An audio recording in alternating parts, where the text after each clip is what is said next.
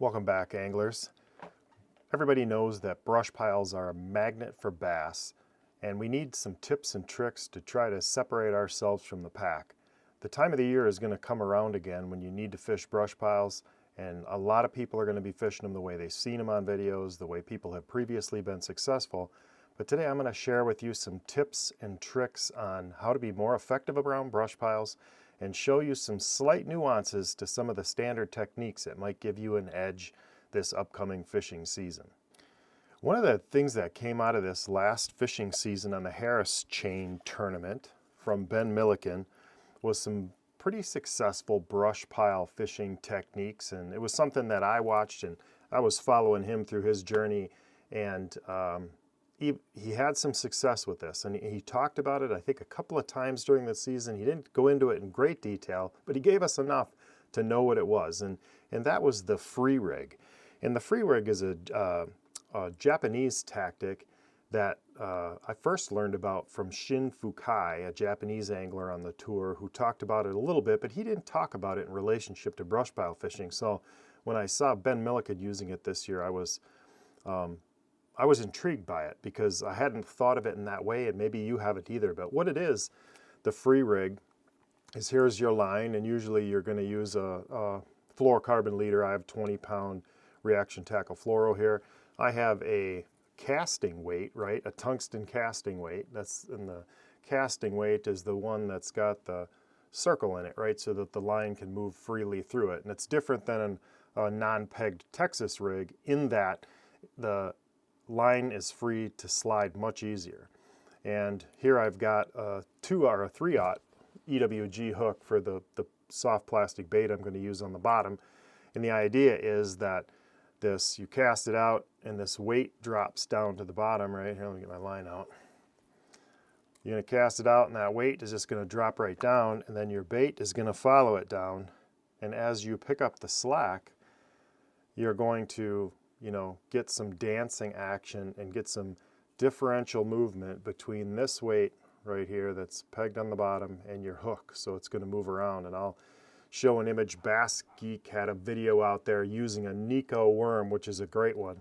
It's a floating worm, and that floating worm pulls that hook up, and it's able to move away from the weight, and then you can pull it back down to the weight, and you get some action on that worm.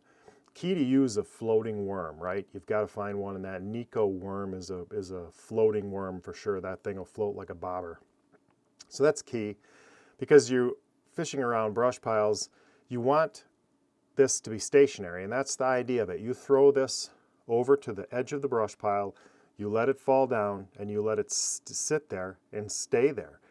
And I'm going to play a little video here of some smallmouth bass in a brush pile. This one's man-made, and the bass are right inside the pile. And if you can imagine all the standard techniques of pulling a jerkbait over the top of it, of swimming a spinnerbait over the top of it, maybe even of actively moving a shaky head around it, a lot of those are more active techniques. And this free rig technique is a completely, more of a throw it out there, let it fall next to the brush pile, and then wait for those big ones, wait for those non-active fish to see this little morsel dancing around or on the bottom, right in place next to the pile, rather than having to move away. So you get to fish one zone or one area for longer, and that's a big key to getting bit. There's a slight modification we'll go over to that I think might be an improvement, and this is something I think you should try, because when I went back and reviewed the videos, the in-tournament video, especially on Ben Milliken, for instance, he lost some fish. And he just didn't lose some fish for dumb luck. He was fishing this free rig, and it was sitting down on the bottom with he was using, I think, a shaky head worm, and I believe that one from 6th Sense floats. Got one here from Z-Man. Any of the Elastec baits are going to produce the same sort of result. The worm's going to float up. And what happens is because it's free, the bass took it, got the bite, and swam back into the brush pile. So when he set the hook, he was hung up in the brush pile. The fish had taken it in there, and he broke some fish off that way. He was getting bit, and he caught some fish using this because it was a more subtle approach, a slower approach, more meticulous, and some of those fish were able to work out of the brush and get the bait. But because it was free, some of those better fish took it back into the brush pile, and by the time he knew he had a bite, he was already hung up and broke off. So he lost some fish. So a modification that you can do, one thing is I use a super buoyant bait, and here is Live Lures Wicked Stick. And this Live Lures Wicked Stick is actually a floating jerk slug type bait, but this thing would work great by a brush pile. This thing is completely buoyant. It's going to float like a bobber on the surface of the water, even with a 3 or 4/0 EWG style hook in it. I've got a 3/0 in here right now.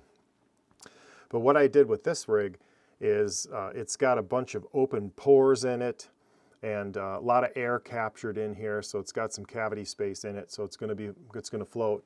But I put into it my reaction tackle nail weight. I put a nail weight right down into one of these open holes in the tip of the bait, and then this thing stands straight up on the bottom like that free rig in place, and that tail just moves around. And I've got an underwater video here that I'll play of that as well.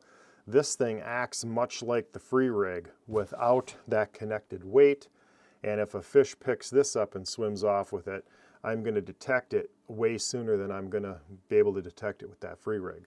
So this is a interesting alternative. The reason, like a Nico style bait typically isn't used with a 3 or 4/0 EWG style hook. That's what makes this different. You can Nico rig with a weight in it and a small hook, all kinds of baits, all kinds of Elastec floating type baits. But what you can't do with most Nico rigs is get this weedless 4/0 EWG hook to stand up in here.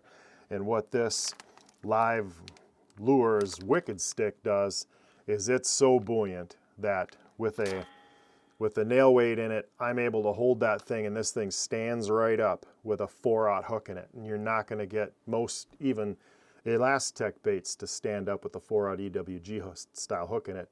And if you're around a brush pile that's got anywhere from 4 to 10 pounders in it, you need stout material, a stout hook to get that fish back out of there. So this is a trick, something you could use in lieu of the free rig. I would definitely advise trying the free rig, being patient around brush piles, letting the fish come out after everything settles down, all the active fish have been plucked off. But then follow up maybe even the free rig with this animal here, this Living Lures Wicked Stick style, with a pegged or a nail weight stuck in the end with a 4/0 EWG style hook texposed in here. You're not going to get hung up in the brush pile, and maybe pull out the biggest fish out of the whole bunch on that bait there. So that's a tip, free rig, and whatever we want to call this, the Sluggo rig or the modified free rig, because it's even more free, don't have to deal with the weight. That's one thing. Then there's a couple other subtle things that I do a little bit differently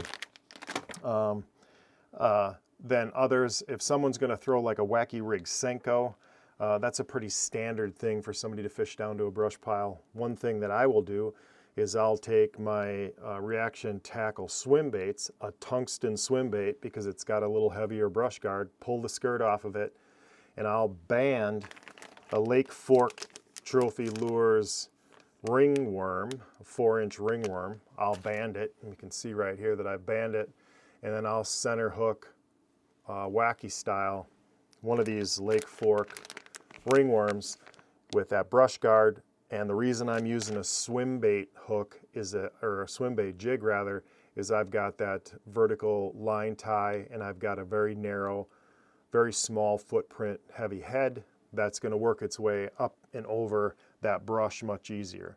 So I'll pull that thing over in lieu of using a Senko. So there's a modification. That's got a different look. It's got a bunch of rings on it. It's heavily garlic scented.